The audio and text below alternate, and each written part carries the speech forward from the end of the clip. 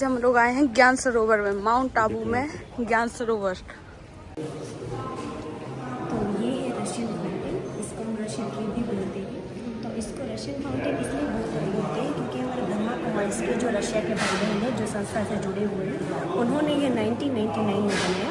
इसका वजन 1750 किलो है और 17 फीट लंबा है। पित्तल और तांबू की धातु से बना हुआ है। तो इसका रहस्य यह है कि 4 युग होते हैं ना, कौन से 4 युग आप बता सकते हैं? त्रेता, कलयुग, सतयुग और द्वापर। वेरी गुड, बट थोड़ा फ्रिक्वेंसी होता है। सतयुग, त्रेता, द्वापर एंड कलयुग। ये जो आप ऊपर देख रहे हैं आत्मा और परमात्मा का घर, हम सोल वर्ड, परम धाम और शांति धाम कहते हैं। और ये जो स्टार्स है वो हम आत्माओं को शो करता है कि हम आत्मा दिखने में बिल्कुल इन स्टार जैसे हैं। और ये सतयुग और त्रेता युग कहते हैं। भारत जब सतयुग था तो क्या था? सोने की चिड़िया था। उसके नीचे ये है द्वापर युग और कलयुग। तो कलयुग की हालत अभी कैसी हो गई है? उसके अनुसार रूट्स भी सड़ी हुई दिखाई है। और ये जो पत्ते हैं वो अनेक धर्मों को शो करता है। तो दुनिया में भी वैरायटी धर्म बढ़ गए हैं। और ये जो रेड बल्ब है परमपिता शिव परमात्मा जो निराकार ज्योतिर्लिंग स्वरूप है, हम सभी आत्माओं के पिता है, उनको शो करता है। और ये जो व्हाइट फ्लावर है वो ये शो करता है कि कलयुग अंत और सतयुग आदि के जो बीच का समय है, जिसको हम आत्मा और परमात्मा के मिलन का समय कहते हैं, संगम युग कहते हैं, उसको शो करता है। तो गीता में भी श्लोक है ना, यदा यदा ही धर्मस्य ग्लानि भवतु भारत, कि धर्म के जब अति ग्लानि हुई तब परमात्मा ने अवतार लिया। तो ऐसे ही स्वयं परमात्मा ने ब्रह्मा तन में आके सच्ची गीता ज्ञान सुनाया। आत्मा और परमात्मा का जो सच्चा ज्ञान था वो सुनाया। और कैसे मेडिटेशन कहते हैं और राज्यों का मेडिटेशन सिखाया, जिससे अभी हमारी रिटर्न जर्नी चालू। तो अच्छा, मैं एक क्वेश्चन है मेरा कि हम अभी ऐसे सुनते हैं कि जब बहुत ज़्यादा कलयुग में अति कलयुग हो जाएगा, घोर कलयुग आ जाएगा, इंसान को नोच के खाने लगेगा, इंसान की हाइट छोटी हो जाएगी, मांस मंडी लगेगी, है ना? तो क्या ये सब सच है? और क्या भगवान सच में आएंगे धरती पे?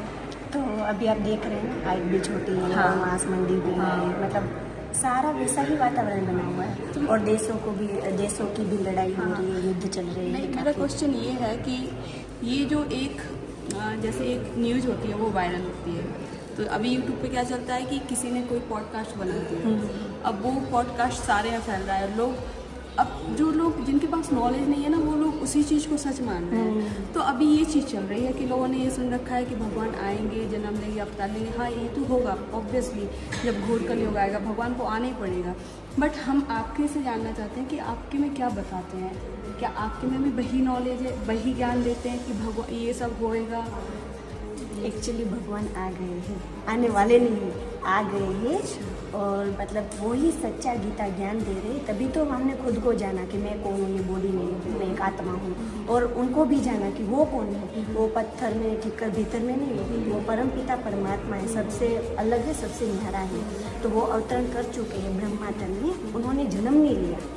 तो उन्होंने जन्म नहीं लिया इसलिए उनको परम आत्मा कहते हैं। और हमने जन्म लिया इसलिए हम जीव आत्मा हुआ, बॉडी के थ्रू आए इसलिए जीवात्मा हो गई। तो परमात्मा इसलिए कहलाते हैं क्योंकि वो जन्म मरण से नहीं आए। तो परमात्मा आ गए हैं।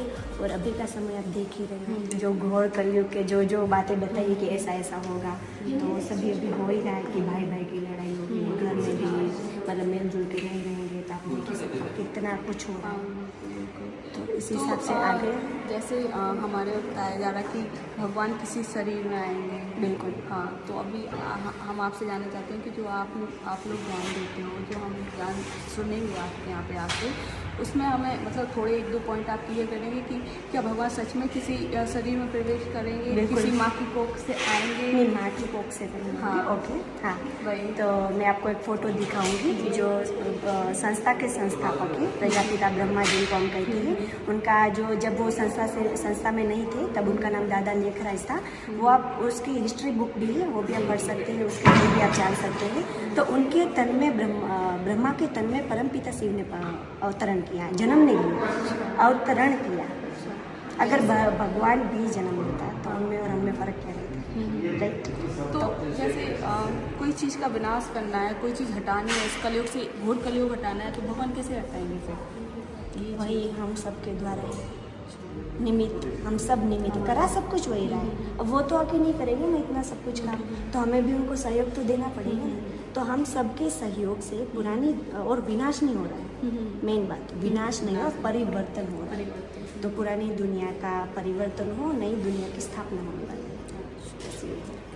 ठीक है, आई होप आपको सब क्लियर हो रहा है। हाँ, क्योंकि ये क्वेश्चन सबके ही होते Right, हैं, you मेरे are पति के भी होते हैं। तो मैंने कहा आज मैं नहीं है, इससे सुनवा देती हूँ। तो और थोड़ा बिल्कुल आपको BTS में जो जानना है ना, वो 7 डे कोर्स में आपको सारे आंसर मिल जाएंगे, सारे के सारे जो भी क्वेश्चन है, तो आप वो भी ज़रूर कीजिएगा। आइए दूसरी जगह में चलो। स्वर्ग शुरू होता है यहाँ से।